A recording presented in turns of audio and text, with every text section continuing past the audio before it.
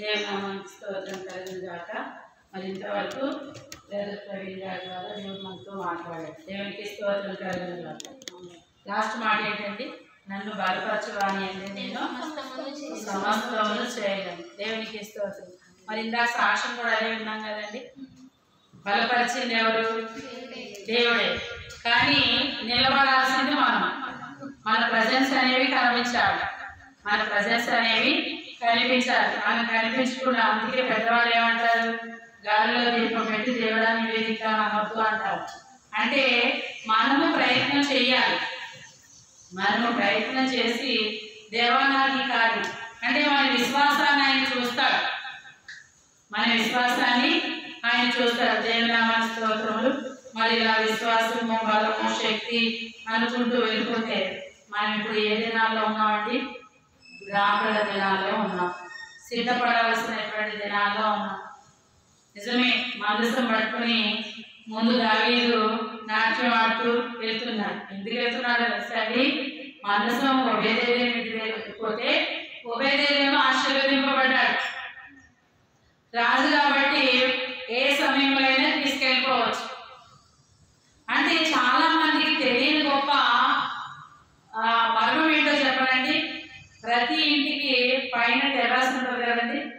ఎందుకు దేవుడు ఇవ్వరు? నిజంగా కదా. ఇస్తే ఆశీర్వాదాలు ఆనాడు ఒబేదేదోముకు వచ్చి మళ్ళీ ఎక్కడికి వచ్చినాయి? దావీదు దగ్గరికి వచ్చినాయి. మనం ఏం చేస్తామో తెలుసా అండి? మన భారాన్ని మనం మోసుకుంటూనే వెళ్తా ఉంటాం.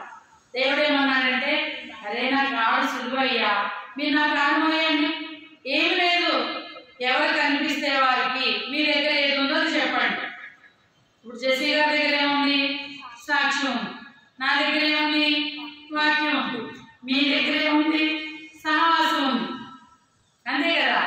మన దగ్గర ఏమున్నాయో అవి పంచుకుంటే ఈజీగా. లేని వాటిని తీసుకొచ్చి ఇవ్వాలంటే కష్టపడాలి. ఉన్న వాటిని ఇవ్వడానికి ఎందుకు కష్టపడాలి? ఇష్టంతో ఇవ్వాలి. అదే అన్నాడు యేసయ్య. ఎందుకయ్యా మీరు అంత కష్టపడతారు? మీ కుటుంబ బాధ్యత, మీ పిల్లల బాధ్యత, సమస్త బాధ్యతలు మీకు చాలా కష్టంగా ఉంటాయి. అవి నాకు ఇచ్చేయండి, నేను మోస్తాను. సులువైన ఒకటి ఇస్తున్నాను, అది మీరు మొయ్యండి అంటే, నేను అలా కాదు నాయన, నేను ఇది మోస్తాను అదే మోస్తానంట. కొంతమంది పిల్లలు చూడండి, అది నువ్వు మొయ్యలేవా నాకు ఇవ్వండి, లేదు నేను మోస్తానంటారు. ఎంతో కష్టపడతా ఉంటారు. దానివల్ల ఏమైనా ఫలమాండి? ఇచ్చిన వస్తువు పాడైపోతే ఏమైనా పెద్దవాళ్ళకి భయం. వీడు తెస్తాడా పడేస్తాడా, తెస్తాడా పడేస్తాడా. మరి మనము దేవుని పని మనం గతించిన వారాల్లో చెప్పుకున్నాం కదండి. యేసయ్య చివరి కోరికను మనం నెరవేర్చాలని ఆయన చివరిగా మనకి ఏం చెప్పాడు? యూదయ, గలిలయ, సమరయ దేశములంతటా నాకు సాక్షిగా ఉండండి అని దేవునికి స్తోత్రం. మరి కడవరి దినాల్లో యూట్యూబ్లో ఒక వార్త అయితే హల్చల్ చేస్తుంది. మరి మీరు అది విన్నారో లేదో నాకు తెలియదు. యేసు ప్రభు రాకడ గురించి కొన్ని గుర్తులు, కొన్ని ప్రవచనాలు ఆయన చెప్పాడు. కొన్ని గుర్తులు, కొన్ని ప్రవచనాలు చెప్పాడు. ఏం చెప్పాడు అంటే, మనం చూస్తే కనుక పాత నిబంధన గ్రంథంలో ఉండే వాళ్ళందరూ ప్రవక్తలు, క్రొత్త నిబంధన గ్రంథంలో ఉండే వాళ్ళందరూ వక్తలు. ప్రవక్తలకి వక్తలకి డిఫరెన్స్ ఏంటో తెలుసా అండి? ప్రవక్తలు చెప్పిన వాటిని వక్తలు ధృవీకరిస్తారు. ఇదిగో ఈ ప్రవచనం అప్పుడు చెప్పారు, ఇప్పుడు జరిపింపబడుతున్నాయి. ఈ ప్రవక్తలకి వక్తలకి అనుసంధానమైనది యేసయ్య యాజకత్వం. యేసయ్య యాజకత్వంలో ఉంటే ప్రవక్తలు ప్రవచించిన ప్రవచనాన్ని వక్తలు వివరిస్తారు. ఈనాడు అనేక మంది చెప్తున్నామంటే వక్తలమే, ప్రవక్తలం కాదు. ఆనాడు యేసు ప్రభు వస్తానని చెప్పాడు, ప్రవచనం యోవేలు ప్రవచించారు. ఒక్కసారి చూద్దామండి. యోవేలు గ్రంథము 2వ అధ్యాయము 16వ వచనం. యోవేలు 2:16. జనులను సమకూర్చుడి, సమాజ కూటము ప్రతిష్ఠించుడి, పెద్దలను పిలువనంపించుడి, చిన్నవారిని స్తన్యపానము చేయి బిడ్డలను తోడుకుని రండి,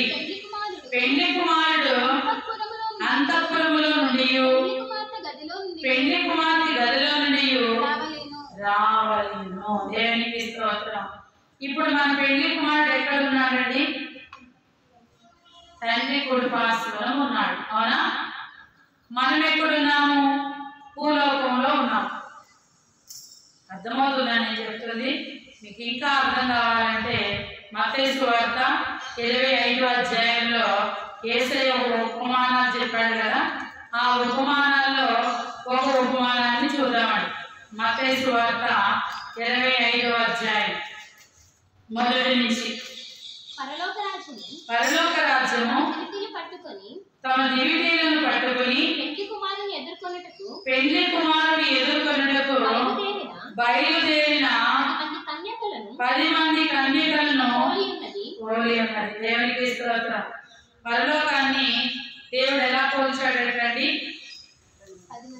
10 మంది దివిటీలు వెలిగించుకుని సిద్ధంగా ఉండేవారు. ఎక్కడికంట? పెళ్లి కుమారుడు పరలోకంలో ఉన్నాడు కాబట్టి ఆయనను ఎదుర్కొనడానికి.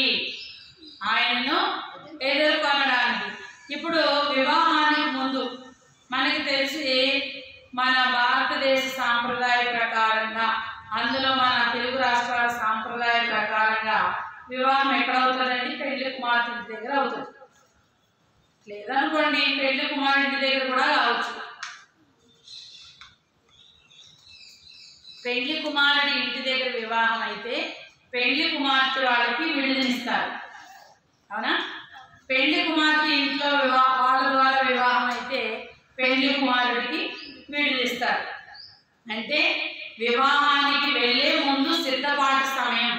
ఇప్పుడు మనం ఎక్కడున్నామండి? విడిదింట్లో ఉన్నాం. మనం ఎక్కడున్నాము? విడిదింట్లో ఉన్నాం. ఇప్పుడు మనం విడిదింట్లో ఉండి ఆరాంసే కూర్చోవచ్చా? పెళ్లి కుమార్తె లేదంటే పెళ్లి కుమారుడు మండపం దగ్గర ఉన్నాడు. పెళ్లి కుమార్తెకి విడుదలనిచ్చారు, విడుదల ఉంది. ఆనాడు ఎస్తేర్ ఎక్కడుంది? కొంతకాలం విడుదల ఉంది. మిమ్మల్ని మీరు గోపరసములతో అలంకరించుకోమని చెప్పారు. రాజు కొన్ని పంపిస్తే వాటి ద్వారా అలంకరించుకుంటూ, వాటిని వారు మెరుగుపరుచుకుంటూ, అలా అంటే సిద్ధపాటులో మనం ఉన్నామన్నమాట. కాసేపు నేను అవి తిరిగి వస్తాను. నేను చెప్తున్నానండి, మీరు తీర్థయాత్ర తిరగాల్సిన అవసరం లేదు, మీరు పిక్నిక్కి వెళ్ళాల్సిన అవసరం లేదు. ఎందుకంటే ఒకప్పుడు మీరు చేశారు, మీరు అయిపోయి. ఇప్పుడు ఎక్కడున్నాము? విడిది గదిలో ఉన్నాము, సిద్ధపాటులో ఉండాలి. విడిది గదిలో ఉన్నాం కాబట్టి సిద్ధపాటులో ఉండాలి. సిద్ధపాటులో ఉండి నా ప్రభువుకి నేను ఎలా ఉంటే నచ్చుతాను, ఎలా ఉంటే నన్ను వివాహం చేసుకుంటాడు, మన ఆశలు మన కోరికలు పెళ్లి కుమారుని వైపు వెళ్ళాలి. అలా వెళ్ళకుండా లోకం వైపు వెళ్తే ఏమవుతాయండి? ఎస్తేరు సెలెక్ట్ అయింది, మిగిలిన వారు ఏమయ్యారండి? రిజెక్ట్ అయ్యారు. దేవునికి స్తోత్రం. అక్కడ చూస్తే కనుక ఎస్తేరు ఒక యూదురాలుగా, మీకు నేను ఆల్రెడీ చెప్పాను, యూదులు ఎవరండి? ఏర్పరచబడిన వారు. యూదులు ఏర్పరచబడిన వారు అంటే ఏర్పాటు ఉంది, తగిన అలంకరణ లేకపోతే, తగిన సిద్ధపాటు లేకపోతే దేవుడు ఏమంటాడండి? మిమ్మల్ని ఎరుగను, మీరెవరో నాకు తెలియదు అంటాడు. మరి యేసు ప్రభు నమ్ముకున్న తర్వాత ఎంతో కొంత కష్టం కలిగిందా లేదా? మనము కాలేజ్కి వెళ్తుంటే, మనకు స్కూల్కి వెళ్తుంటే, మనం ఆఫీసెస్కి వెళ్తుంటే, మనం ఇంట్లో ఉంటుంటే మనకంటే మన పక్కవారు చాలా బాగున్నారు. అప్పుడప్పుడు అనిపిస్తుంది, దేవా నేను ఇంత నీలో ఉన్నాను కదా, వాళ్ళు నాతోనే ఉంటున్నారు, వాళ్ళు ఇష్టం వచ్చినట్టు ఉంటున్నారు, వాళ్ళు బాగున్నారు, నేనెందుకు బాలే? ప్రవీణ్ పగడాల్ గారు చెప్పిన ప్రకారంగా మన రాజ్యము ఇహలోక సంబంధమైంది కాదు. మన రాజు ఇక్కడున్న రాజు కాదు. అంతేకాదు మన రాజ్యమే ఈ రాజ్యం కాదు, పిచ్చోళ్ళు అంటారు ఇప్పుడు మనం. కాబట్టి ఇక్కడ 10 మంది దివిటీలను పట్టుకొని, దివిటీలను అంటే ఆత్మను సిద్ధము చేసుకుని పెండ్లి కుమారుని ఎదుర్కోవడానికి సిద్ధంగా ఉన్నారు. 10 మంది మొదట ఎలా ఉన్నారు? సిద్ధంగానే ఉన్నారు. 10 మంది దేవుడి దగ్గరికి వెళ్ళాలని, 10 మంది వివాహం చేసుకోవాలని, 10 మంది పెళ్లి కుమారుని ఎదుర్కోవాలని ఆనందంతో సంతోషంతో ఆత్మని దివిటీల్ని వెలిగించుకొని, చూడండి, వెలిగింపబడుట ఆరిపోవుట, ఆత్మను చల్లార్చకుడి అని ఉంది వాక్యం. ఇంకొక మాట ఏంటంటే, ఆత్మను శరీరమును బాధ పెట్టువానికి భయపడాలి కానీ ఒక శరీరమును మాత్రమే భయపెట్టే వారికి మీరు భయపడొద్దని ఉంది. మరి ఈ ఆత్మను వెలిగించుకున్నారు కొంతమంది, అందరూ వెలిగించుకున్నారు. కొంతమందికి ఏమైపోయిందంటండి, ఆ దివిటీలు వెలగడానికి కావలసిన ఆ నూనె అయిపోయిందట. నూనె అయిపోయిందట. మనం ఇంట్లో వంట చేస్తాం కదండి, నూనె అయిపోతుందని మనకి తెలుసు కదా. ఈ కూరకు మాత్రమే నూనె వస్తుంది, నెక్స్ట్ కర్రీకి రాదు అంటే రేపటికి నూనె లేదన్నప్పుడు మనం ఏం చేస్తాం? అప్పటికప్పుడు నూనె అయిపోతే మన ఇంట్లో మన యజమానుని వెళ్ళి నూనె తీసుకురావయ్యా అని అంటే, నీకు తెలీదా నూనె అయిపోతుందని, నీకు ముందే గ్రహించవా అని తిడతారా లేదా? తిడతారు. అంటే మనం ఏం చేయాలి? సిద్ధపాటుగా నూనెను ఉంచుకోవాలి. ఎందుకంటే దివిటి ఆల్రెడీ వెలిగి ఉంది, ఆత్మ వెలుగుతూ ఉంది. ఆత్మ ఆరిపోకూడదు. ఆరిపోకూడదు అంటే ఏముండాలి? నూనె ఉండాలి. నూనె అంటే సిద్ధపాటు ఉండాలి. ఇప్పుడు దేవుడు మధ్యాకాశానికి రావడానికి ఆయన సిద్ధమయ్యి ఆయన వస్తే మనము, ప్రభువా నేను యేసు ప్రభువుని నమ్ముకుని ఇప్పటికీ 30 సంవత్సరాలు అయిందయ్యా, 20 సంవత్సరాలు అయిందయ్యా, 20 సంవత్సరాలు నేను వెలిగించుకుంటూ వచ్చాను, జస్ట్ ఇప్పుడే ఆరిపోయిందయ్యా, ఎక్స్క్యూజ్ చేయమంటే, మిమ్ముల నిరుగాను మీరెవరో పొమ్మ, మీరెవరో నాకు తెలియదు మనం ఏమన్నా ఊరుకుంటామా? అయ్యా నీ నామములో మేము ప్రవచనాలు ఎత్తాం, నీ నామములో వీధి వీధి తిరిగాం, నీ నామములో నీ యొక్క గొప్పతనాన్ని అందరికీ వివరించామయ్యా అంటే ఒక్కటే మాట అంటున్నాడండి, అక్రమము చేయువారు నా యొద్ద నుండి మీరు తొలగిపోండి. ఏంటి అక్రమం? క్రమము లేదు, రేపటికి సిద్ధపాటు కలిగిన నూనె నీలో లేదు. ఒకవేళ నేను రేపు వచ్చుంటే నువ్వు అదే మాట చెప్తావు, ఎల్లుండికి సంబంధించిన నూనె ఉండదు కాబట్టి. అంతే కదండి. మానవుడు ఎప్పుడు నేరుగా ఒప్పుకోడండి. మన పితరుడైన ఆదాము దగ్గర నుంచి మొదలు. ఇప్పుడు ఫర్ ఎగ్జాంపుల్గా ప్రవీణ్ గారిని ఇంటికి లేట్ వచ్చారని నేను అడిగాను అనుకోండి, సిస్టర్ ట్రాఫిక్ చాలా ఎక్కువ ఉంది అంతే కదా. నేను వస్తున్నప్పుడు నేను వద్దామనే అనుకున్నా, ఇగో వేళే లేట్ చేశారు. ఏనాడు తప్పైపోయిందని చాలా ఆలస్యం అయిపోయింది నాకు ఎవ్వరు నేరుగా ఒప్పుకున్న వాళ్ళని చూసారా మీరు? కాబట్టి ఇక్కడ వీళ్ళు కూడా అదే అంటున్నారు, కొంత సమయం ఇస్తే మేము వెళ్ళి నూనె కొనుక్కు తెచ్చుకుంటాం. సమయం లేదు ఇంకా. ఇప్పుడు మనము ఆ జోన్లో ఉన్నాం, సమయం లేని జోన్లో ఉన్నాం. చాలా వరకు మాట్లాడుతున్నారు అంటే ఇప్పుడు సంఘం అంతా దేనికోసం ఎదురు చూస్తుందో చెప్పనండి? రాకడ కోసం సంఘం ఎదురు చూడడం తప్ప రైటా? సంఘము రాకడ కొరకు ఎదురు చూడడం తప్ప రైటా? మాట్లాడండి.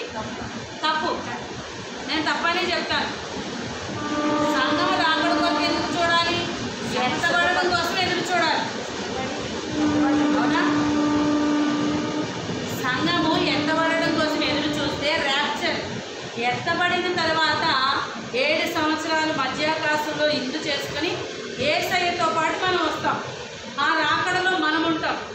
ఇప్పుడు బైబిల్లో ఎత్తబడడం కొరకు ఎక్కడా ఆయన ఒకే ఒక మాట చెప్పాడు, నాశన పుత్రుడు. చూడండి తెస్సలోనికీయులకు రాసిన పత్రిక 2వ పత్రిక 2వ తెస్సలోనికీ పత్రిక 2వ అధ్యాయము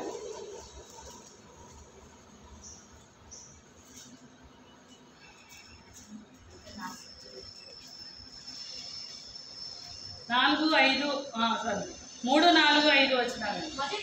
మొదట భ్రష్టత్వము సంభవించి నాశన పాత్రుడగు పాప పురుషుడు బయలుపడితేనే గాని ఆ దినము రాదు. హల్లెలూయా. ఏ దినము?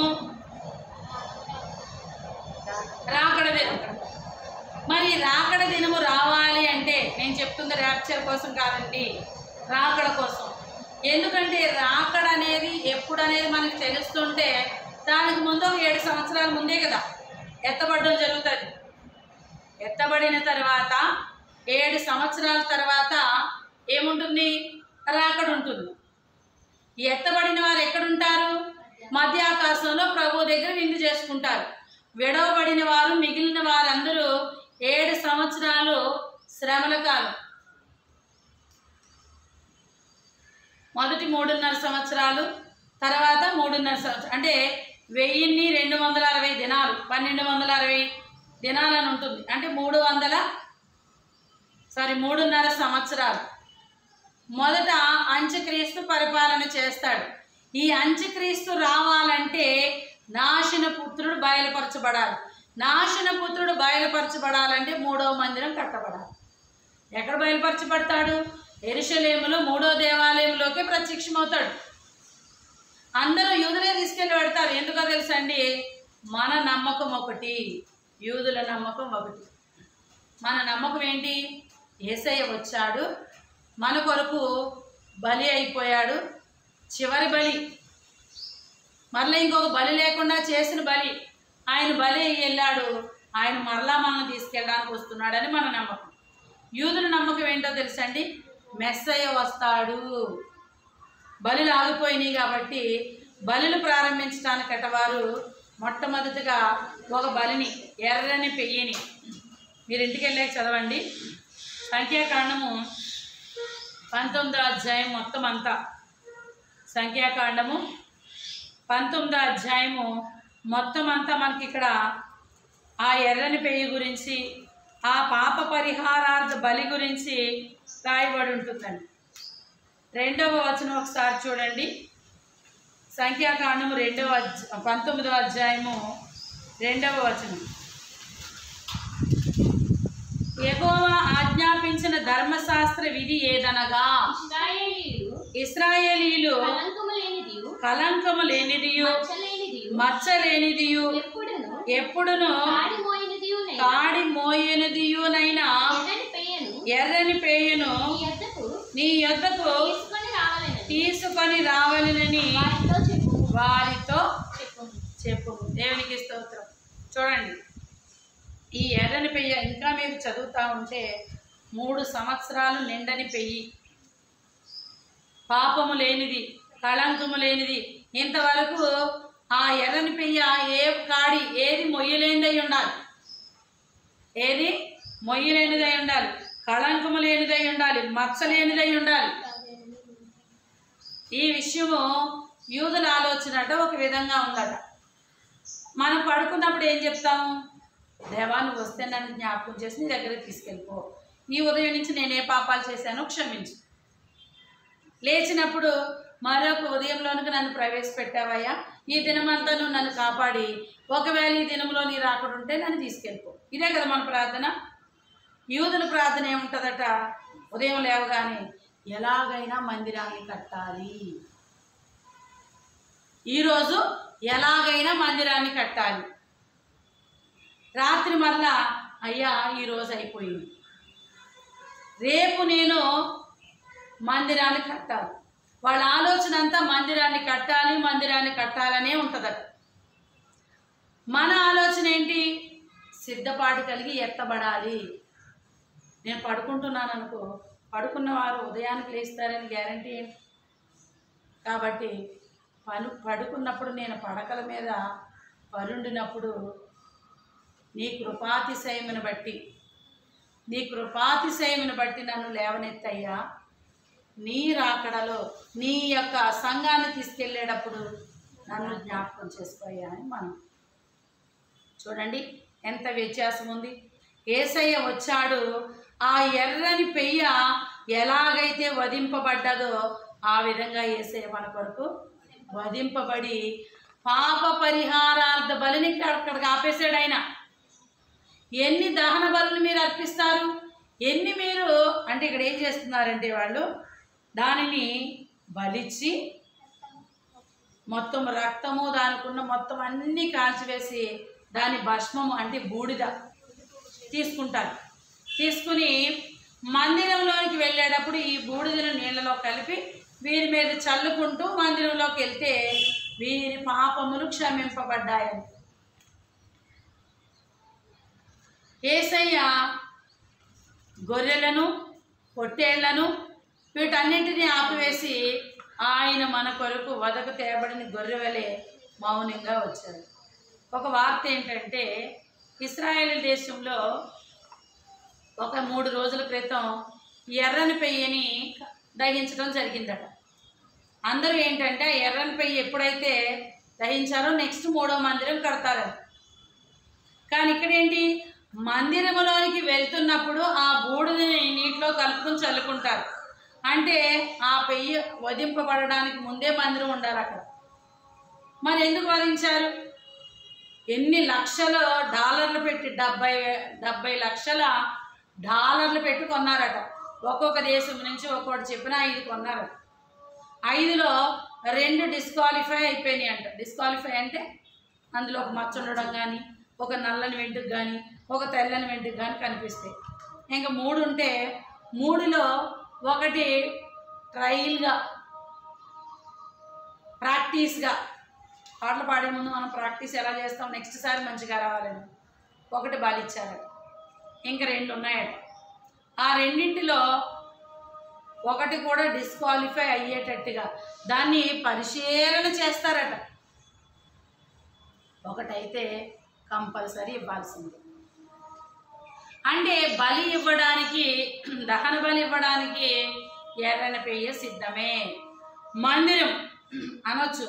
మందిరానికి యేసయ్య రాకడికి సంబంధం ఏంటంటే మనం ఇందాక చదివాం, నాశన పుత్రుడు బయలుపరచబడితేనే కానీ ఆ దినము రాదు.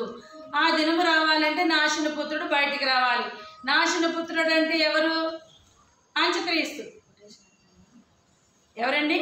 అంత్యక్రీస్తు. 2వ తెస్సలోనికీయులు 2వ పత్రిక 2వ వచనం 2:2. ఎందుకు? నాశన పుత్రుడు బయలుపరచబడాలి కదా. మరి బయలుపరచబడేసరికి ఏముండాలండి? యెరూషలేములో దేవాలయం ఉండాలి. మొదట యెరూషలేము మందిరాన్ని ఎవరు కట్టారు? సొలొమోను కట్టాడు. అంతే కదా. 691 ముందు కాలంలో సొలొమోను కట్టాడు. దాన్ని ఎవరు కొల్లగొట్టేశారు? బబులోనీయులు. ఆ బబులోనీయులు కొల్లగొట్టేసి దానియేలుని, హనన్యా, మిషాయేలు, అజర్యా, ఎస్తేరు ఇలా కొంతమందిని బానిసలుగా తీసుకెళ్ళిపోయారు. తర్వాత మరలా కోరేషు కాలంలో ఆయన సహకరిస్తే ఎవరు కట్టారు? ఎజ్రా, నెహెమ్యా కట్టారు. దాన్ని మరలా రోమీలు కూల్చేశారు. ఇప్పుడు మందిరం లేదు. ఆ మందిరం ప్లేస్లో ఏముంది? మసీదులు ఉన్నాయి. ముందు పునాది వేయబడిన ఆ స్థలంలో మొట్టమొదటిగా మందిరం ఉంది. సొలొమోను మందిరము ఎన్ని సంవత్సరాల్లో కట్టాడండి? 40 సంవత్సరాలండి. 40 సంవత్సరాలు. దావీదు తండ్రిగా ఉండి ఉపకరణాలన్నీ సమకూర్చినా కూడా సువర్ణ దేవాలయం కట్టాడు. మరి అప్పుడు 40 సంవత్సరాలు కడితే తర్వాత కాలంలో ఎన్ని సంవత్సరాలు కడితే ఇప్పుడు పర్లేదు 40 సంవత్సరాలు పట్టింది కదా, చాలా టైం ఉంటుంది లేసే రావడానికి అని అనుకుంటున్నారేమో. నేను గతించిన 3 సంవత్సరాల క్రితం విన్నది ఏంటంటే మందిరాన్ని కట్టడానికి సామాగ్రి, ఎక్విప్మెంట్స్ అన్నీ ప్రిపేర్ చేసి పెట్టుకున్నారంట ఒక సంస్థ వారు. 18 గంటల్లో కట్టేస్తారట. 2 రోజుల క్రితం నేను నిన్న మాట ఏంటంటే 3 గంటల్లోనే కట్టేస్తారట. అంటే అందుకే ఇశ్రాయేలు పక్షంగా ఎవరున్నారండి? యెహోవా. ఇశ్రాయేలు దేశానికి ఉన్న నాలెడ్జ్ ఎవరికి లేదు. ఎందుకు లేదు? దేవుడిచ్చాడు, ఏర్పరచుకొని ఆయన ఇచ్చాడు. మరి 3 గంటల్లో మందిరం కట్టేస్తే ఇంకో గంటలో నాశన పుత్రుడు వచ్చి అక్కడ కూర్చుంటే, అంటే నేను అంటున్నానండి, ఇంక దేవుడు ఎప్పుడు వస్తాడు? అప్పుడు వస్తాడు. రాకడ. రాకడ కన్నా ముందు 7 సంవత్సరాల్లో మనం ఉండాలి. రాకడ కోసం మాట్లాడుతున్నాం కదా. నాశన పుత్రుడు బయలుపరచబడతాడు. యూనిటీగా అందరూ, ఎస్, అందరూ కూడా ఒకే యూనియన్. మరి మనం ఎక్కడున్నాం? ఎవరి పని వాళ్ళు చేస్తున్నారు.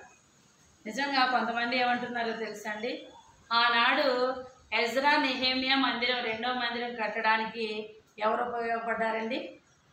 ఏ రాజు? కోరేషు కదా. ఇప్పుడు 3వ మందిరం కట్టడానికి ట్రంప్ ఉపయోగపడతాడు అంటున్నారు. దేవునికి స్తోత్రం, హల్లెలూయా. వాళ్ళ పాత్ర ఎంతవరకు ఉందో అంతవరకు చేయడానికి దేవుడు 3వ మందిరం కట్టబడాలి. మనం కూడా అందుకే యెరూషలేము క్షేమం కొరకు ప్రార్థన చేయాలి. యెరూషలేములో రానున్న దినాల్లో చాలా జరుగుతాయండి. ఇప్పుడు సువార్త చెప్తుంటే ఇక్కడ తిడుతున్నారు, కొడుతున్నారు కదా. ఆ కాలం అంతా అందరి కన్నులు ఆ యెరూషలేము వైపే చూస్తాయట.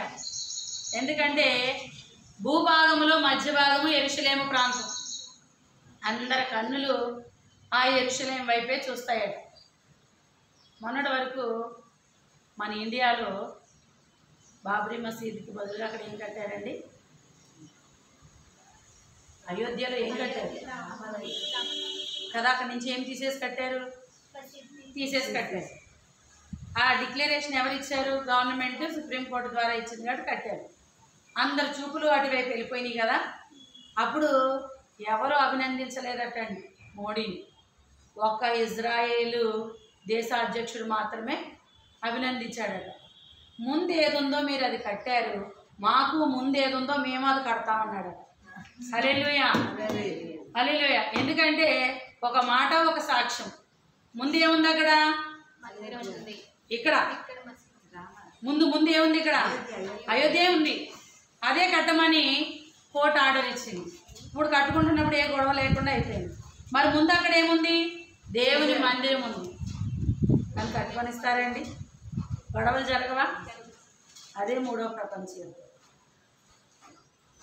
ఆ గొడవల మధ్యలోనే. అందుకే యెరూషలేము ఎవరికైనా ఒక దేశం పాడైపోవడానికి శత్రువులే మెయిన్ కారణం. ఇజ్రాయెల్ దేశంలో యుద్ధాలు జరుగుతూ ఉన్నాయి కదా. ఇజ్రాయెల్ దేశం ఎంత తెలివిగా పక్కనున్న దేశాలను తప్పిస్తుంది, శత్రుశేషాన్ని క్లోజ్ చేసుకుంటూ వస్తుంది. మందిరానికి మంచి ప్లాన్ వేసుకుంటుంది. గాజా ప్రాంతం నుంచి ఎవరన్నా వచ్చి యెరూషలేం మీద దాడి చేయాలి, గాజాను ఖాళీ చేసింది. చూడండి, ప్రతి ఒక్కరు వారి పనులు నెరవేరుస్తున్నారు. వాళ్ళ మందిరం కట్టాలి, ఎలాగైనా మెస్సయ్య వస్తాడని. మరి మనము మందిరాల్లో ఉండి మన మందిరం కట్టుకుంటున్నామా? దేహమే దేవుని ఆలయం అని మీరు ఎరుగరా? మరి మన మందిరం ఎలా ఉంది? కట్టుకుంటున్నామా? బుద్ధిగల కన్యకలు దివిటీల్లో తమ నూనెని వేసుకుని దివిటీలు వెలిగించుకుంటూ ఉన్నారు. మనం వెలిగించుకుంటున్నామా? ఈరోజు వెలిగితే రేపు నూనె సరిపోదని ఈరోజు ఆర్పేస్తున్నామా? అందుకే అక్కడ మనం చూసాం కదండి, ద్రాక్ష తోట యజమానుడు పని చేయించుకోవడానికి పనివారిని పిలిచాడు. ఉదయం కొంతమంది వచ్చారు, మధ్యాహ్నం కొంతమంది వచ్చారు, 5 గంటలకు కొంతమంది వచ్చారు, ఇంక లాస్ట్ ఆపేస్తామనగా కొంతమంది వచ్చారు. అందరికీ సమానంగానే ఇచ్చాడు. నేను ఏ కూలికి మాట్లాడుకుని వచ్చానో ఆ కూలి రాకపోతే నేను బాధపడాలి. కానీ అక్కడ ఎలా ఉంది? గొడవ పడుతున్నారు. ఇందాకే వచ్చిన వాళ్ళకి నీవెందుకు ఇస్తున్నావు అంటే ఆయన ఒక్కటే మాట అన్నాడు, నా తండ్రి వ్యవసాయకుడు, నాకు అభ్యంతరం లేనప్పుడు మీకు అభ్యంతరం ఏంటి? నాకు వాళ్ళు ఆస్తుందండి, నేను పడేసుకుంటాను, దాచుకుంటాను, ఏం చేసుకుంటానో నా ఇష్టం. ఒకవేళ మీరు అడిగారు ఆ సమయంలో వచ్చి, మీకు నేను ఇచ్చాను, మీకు ఇంకా కావాలా ముందే మాట్లాడుకోండి, నాకు నచ్చితే మీకు నేను ఇస్తాను. కానీ ఇక్కడ ఏం పరిస్థితి అయిపోయిందండి? సిద్ధపాటు లేని పరిస్థితి అయిపోయింది. మత్తయి సువార్త 24వ అధ్యాయంలో కూడా ఒక మాట ఉందండి, మీరు చదవండి. ఇంటికి వెళ్ళిన తర్వాత 24వ అధ్యాయం కూడా చదవండి. 4వ వచనం 24:4. యేసు వారితో ఇట్లా నేను ఎవడును మిమ్మును మోసపరచకుండా చూచుకొనుడి. దేవునికి స్తోత్రం. యేసయ్యే చెప్తున్నాడండి ఈ మాట, ఎవరో చెప్పట్లేదు. మీరు కలిగిన దాన్ని గట్టిగా పట్టుకొని మిమ్మల్ని ఎవరు మోసం చేయకుండా చూసుకోండి. నేను మోసపోయాను కాదు, దేవుడే చెప్తున్నాడు. అంటే మోసం చేసే వాళ్ళు ఉంటారు, మిమ్మల్ని ఎవరు మోసం చేయకుండా మీరు చూసుకోండి. మనం ఏం చేస్తామో తెలుసండి, ఊరు వెళ్తున్నప్పుడు హ్యాండ్ బ్యాగ్లో బంగారం పెట్టుకుంటాం, అవునా? అది ఎంత గట్టిగా పట్టుకుంటాం. మన పక్కన వాళ్ళు లేదు నీకు కొంచెం శ్రద్ధ తక్కువ, నేను ఇవ్వనంట. ఎందుకని? బంగారానికి అంత విలువ ఇస్తున్నాం. మరి బంగారం లాంటి మన విశ్వాసానికి ఎంత విలువ ఇవ్వాలి?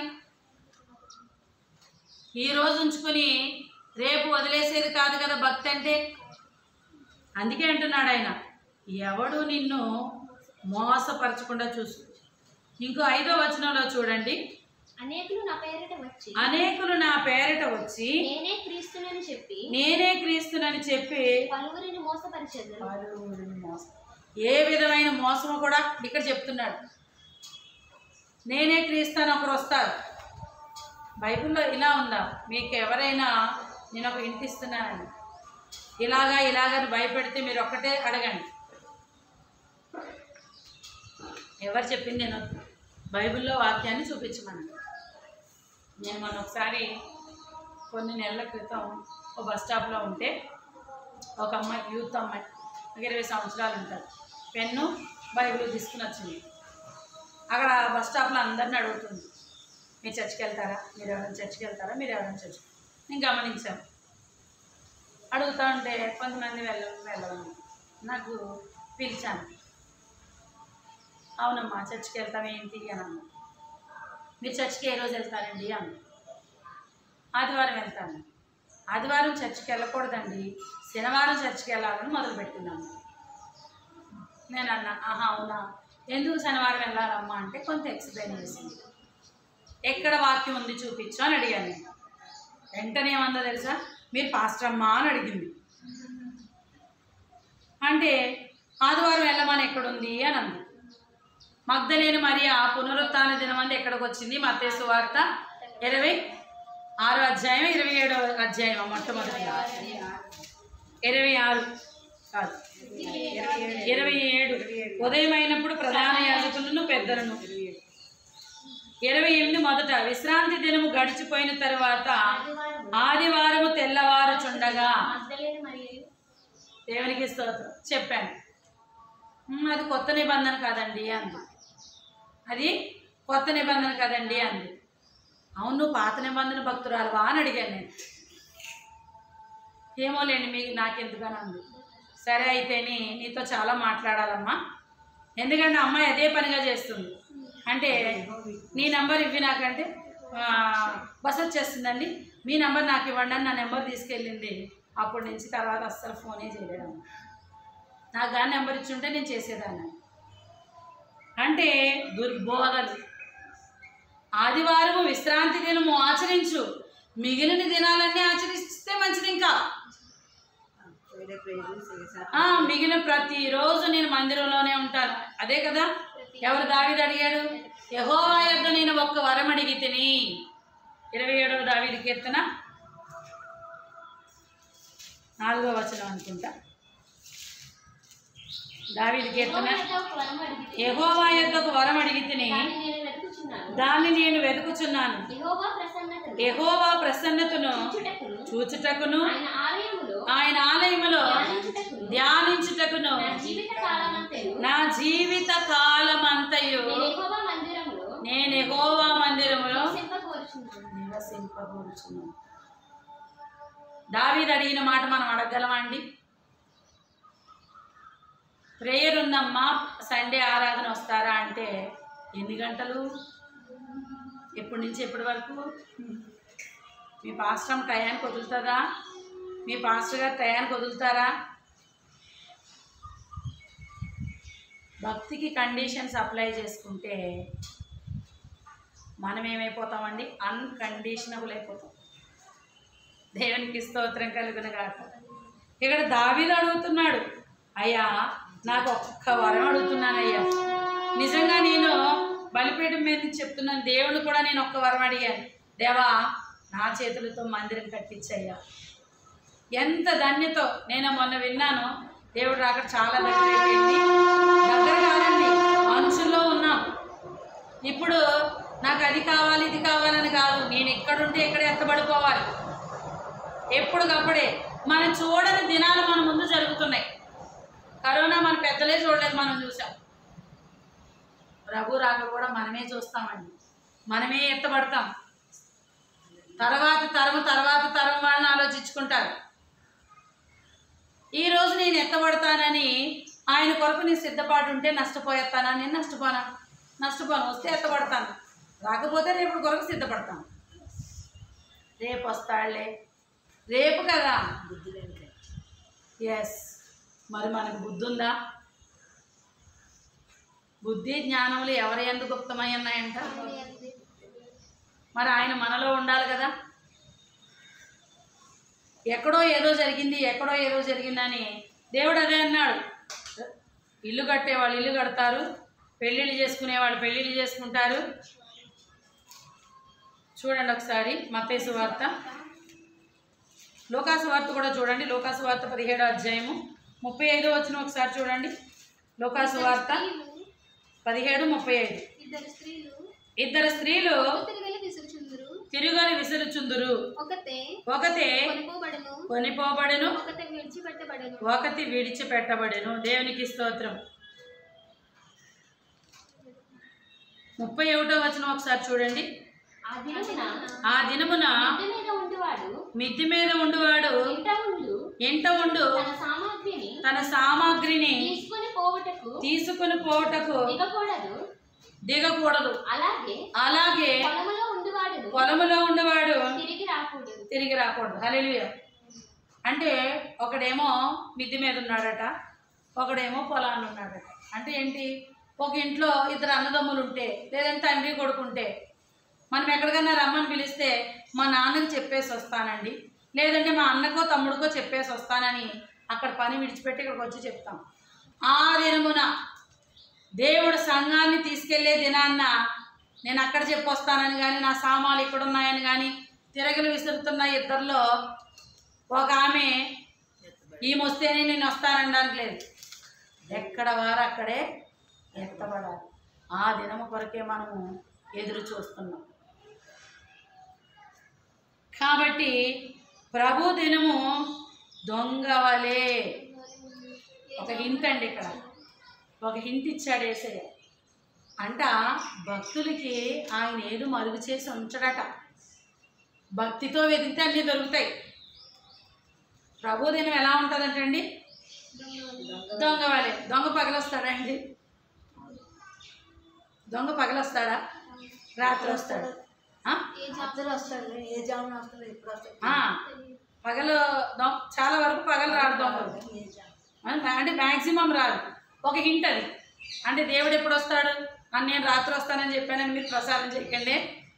బై ఛాన్స్ రాత్రి వస్తాడు. ఏ జాము వస్తాడు? ఏ జాము నేను చెప్పనండి, నేను క్లియర్గా చెప్తాను కనండి. ఎన్ని జాములు అన్నాం మనం? 4 జాములు. 6 నుంచి 9 వరకు దొంగడు వస్తాడా? మనమే ఉంటాం కదా, మనమే మెలకుగా ఉంటాం కదా. 2వ జాము 9 నుంచి 12 వరకు. ఇప్పుడు జనాలు అప్పుడు పడుకోవట్లేదు కదా. తర్వాత 12 నుంచి 3 పడుకుంటారు, కానీ పడినట్టుగా ఉంటుంది నిద్ర. ఎవరన్నా వస్తే ఎవరు అని అంటాం, అంటే నిద్ర పడుతున్నట్టు పక్కన అబ్జర్వేషన్ ఉంటుంది. 3 తర్వాత నుంచి 5 వరకు ఎవరు లేపినా లేవరు. మంచి నిద్ర, దేవదూతల కాలం అది. ఇప్పుడు అర్థమై ఉంటుంది అనుకుంటాం మీరు, కానీ అప్పుడే మెలుగు ప్రార్థన చెయ్యాలి. మరి క్రైస్తవులకి సరి అయిన సమయం అదే, 3 నుంచి 6 వరకు దేవుని సమయం. కానీ ఏం చేస్తున్నారు ఇప్పుడు? మనము సత్యవాక్య సహవాసము, మన గ్రూప్లో 70 మంది ఉన్నారు కదండి. నిజంగా 15 మంది కన్నా ఎక్కువ మంది జాయిన్ అవ్వట్లేదు ఉదయకాలం 5 నుంచి 6:30 వరకు. ఎవరిని అడిగినా ఒకటే కారణం అండి, అక్క మంచి నిద్ర పట్టే సమయం తెలుసా అది, అప్పుడే రావచ్చేమో దేవుడు. ఇదే బుద్ధి లేని కన్యకలాగా, ప్రభువా కొంచెం ఆగయ్యా. ఆ స్వరము మనల్ని ఎవరు లేపరట. ఆ స్వరము వినపడగానే రెక్కల గలవారంతా ఎగురుచుండి పైకెగరాగలరేమో పరికించుడి. జాయ్ జాయ్ జాయం శ్రీ యేసు దిగి వచ్చుచుండే, పెండ్లి కుమారుండై వచ్చుచుండే. ఆయన వస్తున్నాడు పెండ్లి కుమారు. ప్రభా ప్లీజ్ ప్లీజ్ నా నగలు అక్కడ ఉన్నాయి నాయన, నేనేమొచ్చు. అందుకే అన్నాడు, పొలాన్ని ఉన్నవాడు పొలాన్ని ఇచ్చే, మిద్ది మీద ఉన్నవాడు కింద సామాన్లు తీసుకోవడానికి రావడానికి లేదట. ఆ దినము, ఏ దినము? ప్రభు దినము. మరి సిద్ధపాటు కలిగి ఉన్నామా? మన చదువు, మన ఉద్యోగములు, మన తిండి, మన ఇవన్నీ సెకండరీ. మన ఫస్ట్ ప్రిఫరెన్స్ ఏంటి? దేవుడు ఎప్పుడు పిలిస్తే అప్పుడు. ఇంకొకటి అండి, మనం అనుకోవచ్చు ఎప్పటి నుంచో దేవుడు వస్తాడని వచ్చారా. ఒకటి దేవుని రాకడైనా జరగవచ్చు, లేదంటే మన పోకడైనా జరగవచ్చు. పడుకుని ఉదయం లేస్తామని గ్యారంటీయా? ఒకవేళ లేకపోతే ఎక్కడికి వెళ్తాం? కళ్ళు తెరిస్తే అక్కడ ఉంటాం. కళ్ళు తెరిస్తే ఎక్కడ ఉండాలి మనం? అక్కడ ఉంటాం. బాధలేదు, బాగానే ఉందంటే ఇక్కడ ఉంటాం. నష్టం ఏంటి? కాబట్టి మనల్ని మనం ఏం చేసుకోవాలటండి? సిద్ధపాటు కలిగి ఎప్పటికప్పుడు సిద్ధపాటు కలిగి మనము జీవించాలి. దేవునికి స్తోత్రం కలుగును కాక. మనల్ని ఎవరో మోసం చేయడం ఏంటండి? మనల్ని మనమే మోసం చేసుకుంటాం తెలుసా. ఉదయాన్నే ప్రార్థనకు జాయిన్ అవ్వాలని పిల్లల మీద వంక పెడతాం. లేదంటే నేను చెప్పాను గ్రూప్లో ఉన్న వాళ్ళందరికీ, ప్లీజ్ దయచేసి మీ టైం టేబుల్ మార్చుకోండి అని. కుదరదండి. టైం టేబుల్ మార్చుకోవడం అంటే, ఇప్పుడు రేపు పెళ్ళి తెల్లవారుజాము 3 గంటలకు ఉంది. పిల్లల్ని ఎప్పుడు పడుకోబెడతాం మనం? 7 గంటలకు పడుకోబెట్టాం. ముందే మధ్యాహ్నం నుంచి మొదలు పెడతాం. పడుకుంటేనే నువ్వు తొందరగా లేస్తావు, పడుకుంటేనే తొందరగా లేస్తావు. రేపు ఉంది, ఎల్లుండి ఉంది, రోజు ఉంది అదే టైంలో పెళ్ళి. ఏం చేస్తాం? వెళ్ళాలి, తప్పదు, వెళ్ళాలి. రోజు మనం ఏం చేస్తాం? టైం టేబుల్ సెట్ చేసుకుంటాం కదా. మరి ఉదయకాలం 5 గంటలకి దేవుని సన్నిధిలో, ఈరోజు మనం ఆరాధన చేసాం కదా, లాస్ట్ వారం ఆరాధన చేసి ఈరోజు ఆరాధన చేసాం. దేవునికి ఇష్టమైంది ఏంటండి? ఆరాధన. దేవునికి బాగా ఇష్టమైంది, మనకి ఏమిష్టం అంటే బిర్యానీ అంటాం. ఒక స్పెసిఫికేషన్ ఉంది కదా. మన యేసయ్యకి ఏమిష్టం అంటే ఆరాధన ఇష్టం. వారానికి ఒకసారి ఆరాధన చేస్తే ఏం బాగుంటుందండి? మరి ఉదయాన్నే రోజు 5 గంటలకు జాయిన్ అయితే రోజు ఆరాధన. ఇక్కడ ఆరాధించే సమయానికి ఈ రోజున మాది 2వ ఆరాధన. మనం ఆరాధిస్తూ ఉంటే ఆయన తన్మయమైపోయి మన దగ్గరకు వచ్చేస్తాడు. నమ్మరా? ఆదికాండం ఒకసారి చూడండి. ఆయన తన్మయం అయిపోతాడు అక్కడ.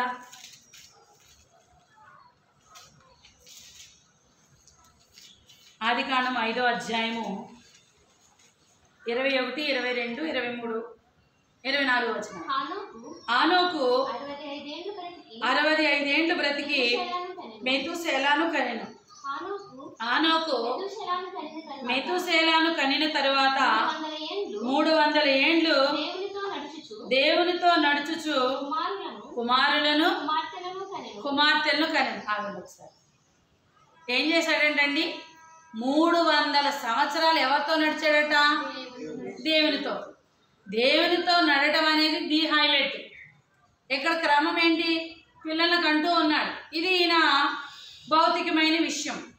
మనం ఉద్యోగాలు చేసుకోవచ్చు, మనం చదువుకోవచ్చు, కానీ ఎవరితో నడవాలట? దేవునితో. ఎన్ని సంవత్సరాలట? అంత లాంగ్ పీరియడ్ మనకు లేదు కదా. ఎంత అండి మన జీవితం? మహా అయితే 70, లేదంటే అధిక బలం ఉంటే 80, లేదు 100 సంవత్సరాలే అనుకోండి. ఆనోకు అంత అయితే కాదు కదా. ఈ 300 సంవత్సరాలు దేవునితో నడుస్తున్నాడట. తర్వాత 23వ వచనం, ఆనోకు దినములన్నీ 365 ఏండ్లు. ఆనోకు దేవునితో నడిచిన తరువాత దేవుని అతనితో తీసుకొని పోయిన కనుక అతడు లేకపోయింది. ఇక్కడ చూడండి, అతని జీవిత కాలం 365 ఏండ్లు. తన కోసం ఎంత బతికాడట? దేవుడి కోసం సరిగ్గా తెలియకుండా 65 సంవత్సరాలు. తర్వాత 300 సంవత్సరాలు ఎవరితోనున్నాడు? దేవునితో. అంటే మనం ఎంత లోకంలో ఉన్నాము, ఇప్పుడు ఎంత ఎక్కువ దేవుడితో ఉండాలనేది ఫస్ట్ పాయింట్. మంచి గ్రేస్ పీరియడ్ మనకి ఇచ్చాడు దేవుడు. ఇచ్చిన గ్రేస్ పీరియడ్ని కూడా మనం మంచి ఆరోగ్యం ఉంది, మంచి బాగుంది, నేను అక్కడ తిరుగుతాను ఇక్కడ తిరుగుతాను కాదు. నువ్వు ఎక్కడైనా తిరుగు, దేవునితోనే తిరుగు. పిల్లలకు అన్నాడు, ఆ పనులన్నీ చేశాడు, కానీ దేవుణ్ణి వదలలేదు. ఆనోకు దేవునితో నడిచిన తరువాత చూడండి, ఆనోకు దేవునితో నడిచాడంటే దేవుడు కూడా ఆనోకు ఇద్దరు కలిసి నడుచుకుంటూ వెళ్తున్నారు. మాట్లాడుకుంటూ మాట్లాడుకుంటూ మాట్లాడుకుంటూ ఎక్కడికి వెళ్ళిపోయారండి వీళ్ళు? పరలోకం. మాట్లాడుకుంటూ పరలోకం వెళ్ళిపోయారు. ఇప్పుడు ఒక వ్యక్తితో మనం మాట్లాడుతూ నడుస్తూ ఉంటాం, ఆ వ్యక్తి మనతో మాట్లాడుతుంటే మనం నడుస్తూ ఉంటాం. తీరా ఎక్కడికి వచ్చేస్తాం? మన నడక ఎక్కడికి వెళ్తాం? మన ఇంటికి వెళ్తారు. మన నడక మన ఇంటికి వెళ్తారు. నడుచుకుంటూ ఆ వ్యక్తితో వచ్చేసాం. ఎక్కడికి వచ్చాం? మన ఇంటికి వచ్చేసాం. అరే మా ఇల్లు వచ్చేసింది, నువ్వు వెళ్ళిపోవా అంటామా? మా ఇల్లు వచ్చేసింది, నువ్వు లోపలికి రా. యేసయ్య ఆనోకుని అలాగే తీసుకెళ్ళిపోయాడు. హల్లెలూయా. యేసుతో టీవీగా నడుస్తామని పాడేదట వాళ్ళు. టీవీగా అంటే ఏంటో తెలుసండి? ధైర్యంగా. ఆనోకుకున్న ధైర్యం మనకుందా? చూడండి, ఇంక ఆనోకు ఏమైపోయాడు? ఇంక లేడు. ఆనోకుని మర్చిపోయాడు. దేవుడు కూడా దేవుడిని తన్మయమైపోయాడు. ఆనోకు చెప్తున్న మాటలు అంత బాగున్నాయి. కొంతమంది మాట్లాడుతూ ఉంటే వాళ్ళ మాటలు ఎంతో బాగుంటాయండి. ఇంత సమయం అయిపోయిందా అంటాం. ఇప్పుడు నన్ను మీరు అదే అంటారు, అదే ఇంత సమయం అయిపోయిందా అంటాం. అది ఎవరితో మనం నడుస్తున్నాం? కాబట్టి ఆనోకు వలె మనం నడాలి. ఆనోకు వలె నడిచి దేవుని దగ్గరికి వెళ్ళాలి. హల్లెలూయా. సర్వోన్నతుడా నీవే నాకు ఆశ్రయమైనందున ఎవరు లేరు నాకు ఇలాలో, ఎవరు లేరు నాకు ఇలాలో, ఆదరణ నీవేగా, ఆనందము నీవేగా. నిందల పాలై నిత్య నిబంధన నీతో చేసిన దానియేలుకు సింహాసనమిచ్చినావు, సింహాల నోళ్లను మోసినావు. నిందలు భరించాడట. నిందలు భరిస్తే ఏమిచ్చాడట? సింహాసనం ఇచ్చాడట. దేవునికి స్తోత్రం. కాబట్టి ఆనోకు వలె ధైర్యంగా, దానియేలు వలె నిందలు భరిస్తూ దేవుని వైపు చూసే విధంగా మనం ఉండి బుద్ధిగల కన్యకల వలె, నేను చెప్తున్న కాన్సెప్ట్ కంటెంట్ అంతా ఒకటేనండి, సిద్ధపాటు. నువ్వు బుద్ధిగల కన్యకగా ఉండి సిద్ధపడతావా? దానియేలు వలె సింహం ఉన్నా కూడా, సాతాను నీ ముందున్నా కూడా ధైర్యముగా ఉంటావా? దేవునిలో తన్మయమైపోయి లోకయాత్రలో జీవిస్తూ కూడా దేవునితో నడిచిన ఆనోకు వలె ఉంటావా? మనమే తీసుకోవాలండి. నీ యాటిట్యూడ్కి దానియేలు సెట్ అవుతాడా? ఆనోకు సెట్ అవుతాడా? లేదంటే తప్పు ఒప్పుకుని దేవుని దగ్గర అడిగి ఆశీర్వదింపబడిన యాకోబు సెట్ అవుతాడు. కాబట్టి మనల్ని మనము పరిశీలన చేసుకుందాం. దేవునికి స్తోత్రం కలుగును గాక. చిన్న ప్రార్థన మన మధ్యలో ఉన్నటువంటి జెసికా గారు ప్రార్థన చేస్తారు. చేసాను అక్కడి నుంచి దయచేసి అందరు లేచి నిలబడదాం. స్తోత్రం తండ్రి, స్తోత్రం స్తోత్రం స్తోత్రం నాయన. 2వ నూతన మాసంలో మరి యొక్క పునరుద్ధాన దినంలో 2వ పునరుద్ధాన దినం 13వ తారీఖున తండ్రి ఈ విధముగా ఆత్మీయ సహవాసం గ్రూప్లో తండ్రి నన్ను తండ్రి పాలుభాగస్తులుగా ఉంచినందుకు మీకు వందనాలు. స్తోత్రం ఆయన. చక్కనైనటువంటి వాక్యం ద్వారా తండ్రి మాతో మాట్లాడిన దేవా నీకు వందనాలు. స్తోత్రం నాయన. దేవ పాస్టర్ గారి నోటి గోరు కానీ ఉండి తండ్రి నీవే మాతో మాట్లాడేవి నమ్మాము తండ్రి నాయన. ఇదిగో నాయన పరలోక రాజ్యంలో కోసం సిద్ధపడడానికి ఏ విధముగా ఉండాలో మేము తండ్రి, ఏ విధముగా సిద్ధపడిన వారు, ఏ విధముగా నీతో నడిచిన వారు ఉన్నారో తండ్రి చక్కనైన విధానంలో బోధిస్తూ నాయన ఆత్మీయంగా మమ్మల్ని నడిపించినటువంటి పాస్టర్ ఆ యొక్క బిడ్డలను తండ్రి ఎవరిని దీవించి ఆస్వాదించమని వేడుకొచ్చున్నాను తండ్రి. ఆ కుటుంబం ఇంకొనో తండ్రి నీ అందు నడిచేలా కృప దయచేవని వేడుకొచ్చున్నాను తండ్రి. దాని భర్తను కూడా